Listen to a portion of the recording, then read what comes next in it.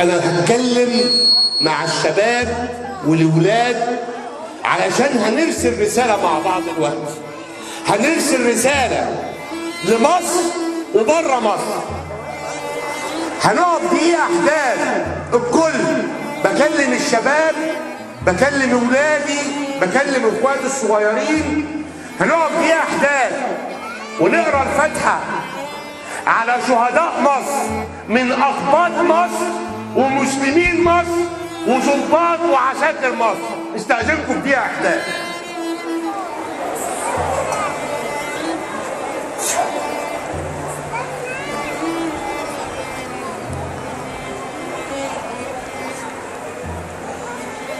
صدق الله العظيم. شكرا. اتفضل. بقول رسالة ليه؟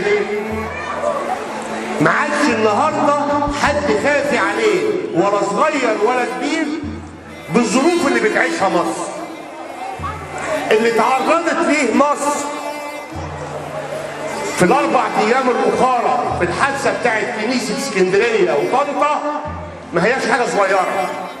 الصحف العالميه والاوروبيه والامريكيه في الصفحه الاولى ليها على كل الجرايد العالميه صور مصر، ارهاب مصر، المصريين، داعش. لا، احنا يا شباب يا ولاد عندنا حاجه مهمه قوي اسمها قيم، اسمها مدرسين، اسمها ناس افاضل، نقابه معلمين، اداره تعليميه، وزاره التربيه والتعليم، ناس بتعتني المنابر. عايزين نوحد الصف. نوحد الصف بايه؟ بالقيم، بالاخلاق، الكتف في الكتف، القبطي مع المسلم. علشان ايه؟ عشان ارهاب احنا اقوى منه، علشان فعلا احنا محتاجين قيم، اخلاق، مبادئ.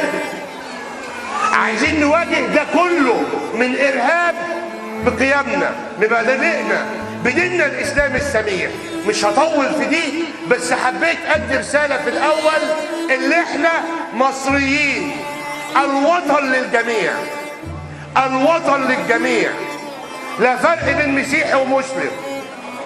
احنا هنطلع من الحفله دي هنروح على الكنيسه علشان نقدم واجب العزاء، ومن خلال اطفال صغيرين، من خلال براعم فرحان بيها، بقول لهم قول انتوا للمدرس علمنا يعني ايه قيم، يعني ايه مبادئ، يعني ايه وحده صف. بشكر الساده الافاضل المعلمين المحترمين، المنصه الكريمه، السيد يا مناوي بدون الالقاب، الحاج اخويا الكبير، والدي، صديقي السيد مناوي، كنا بنشوفه قبل كده في مستشفى، في جمعيه خيريه، في عمل خيري. الراجل ده عدى جميع الصفوف، والنهارده كمان بيبادر في المجال التعليمي، وشفته على مدار هذا العام في جميع المحافل التعليميه، وبيبادر بشخصه، بالماده، بمجهوده، بجميع الدعم اللي بيطلب منه. بقول له ربنا يكتر من امثالك.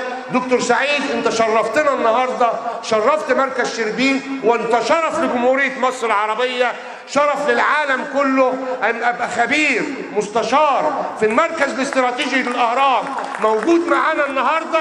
هذه قيمه لشربين. من الاخر انا وغيري من المنصه ما بنكبرش الا بيكم، ما بنكبرش ويبقى لنا اسم الا بدعمكم. انا ما بقتش نائب الا باصواتكم، بوقفتكم معايا. الست المصريه، الست الشربنويه لها فضل شخص عليا. رضا يا ابياني بقولها لك وفي وشك، انت اتهمتيني اللي انا ما وقفتش معاكي، لكن انت عملك هو اللي هيوقف لك. احنا عايزين كلنا نتكاتف في الفتره اللي جايه دي، عايزين كلنا نبقى ايد واحده. مش هطول عليكم في الكلام، لكن انا بجد النهارده فرحان بيكم، فرحان بالاطفال الصغيرين والشباب الصغيرين. بقول لكم مبروك عليكم اداره تعليميه وناس محترمين مهتمين بالشق التعليمي. بقول مبروكم عليكم حبكم لبعض.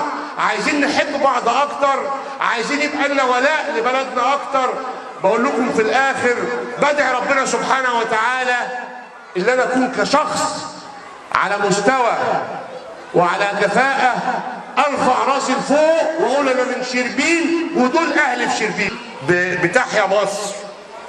فنقولها كلنا مع بعض، مش هقولها لوحدي. تحيا مصر، تحيا مصر، تحيا مصر.